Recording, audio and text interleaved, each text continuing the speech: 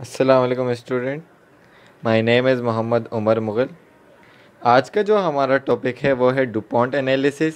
और आज के वीडियो लेक्चर में हम बात करेंगे कि ये डुपॉन्ट एनालिसिस क्या होता है। उससे पहले हम इसकी ज़रा सी हिस्ट्री पर बात कर लेते हैं कि डुपॉन्ट है क्या चीज़ और ये आया कहाँ से।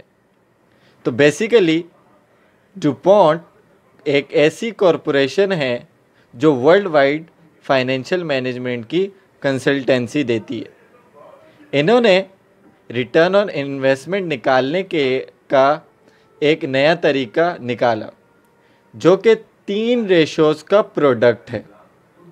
रिटर्न ऑन इन्वेस्टमेंट या रिटर्न ऑन इक्विटी निकालने के लिए इन्होंने EBIT बाय कैपिटल एम्प्लॉयड नहीं लिया।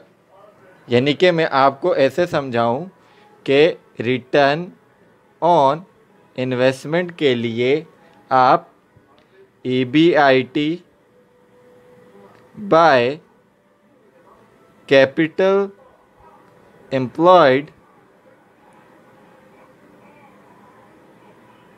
का फॉर्मूला यूज़ करते हैं, लेकिन इन्होंने इसको नहीं लिया, बल्कि इन्होंने रिटर्न ऑन इन्वेस्टमेंट या इक्विटी निकालने के लिए पैट, जिसको कहते हैं profit after tax by total equity का फॉर्मूला यूज़ किया। अच्छा देखो,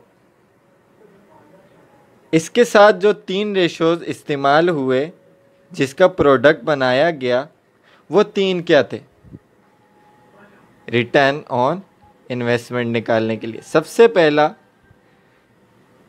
net profit margin, NP margin जिसको कहेंगे, उसको मल्टीप्लाई करवाया एसेट्स टर्नओवर से।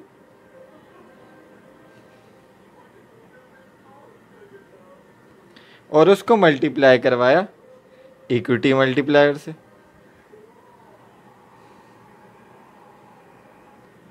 अब नेट प्रॉफिट मार्जिन का फॉर्मूला क्या होता है? पैट बाय सेल्स, यानी कि profit after tax. Asset turnover का फॉर्मूला क्या होता है? सेल्स बाय टोटल एसेट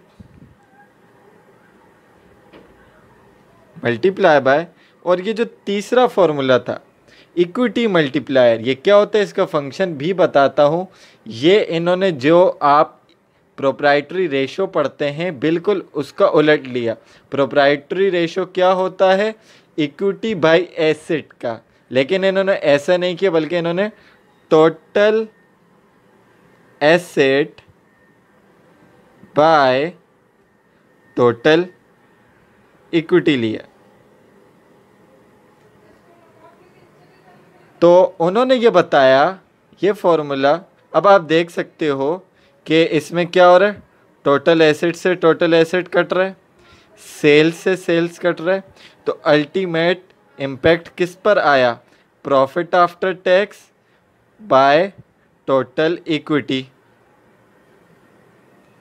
तो The DuPont equation concluded that a company's return on investment is dependent on 3 factors, यानी कि net profit margin, asset turnover और इक्विटी मल्टीप्लायर। अब equity multiplier क्या है?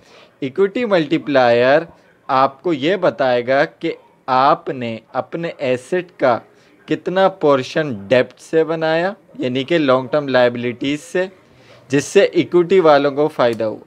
ठीक है, यानी कि ज़रा फिर से सोचो कि आप इक्विटी से टोटल एसेट कितना लाए, उस एसेट से सेल्स कितनी जनरेट की, और उसके बाद आपने प्रॉफिट कितना जनरेट किया।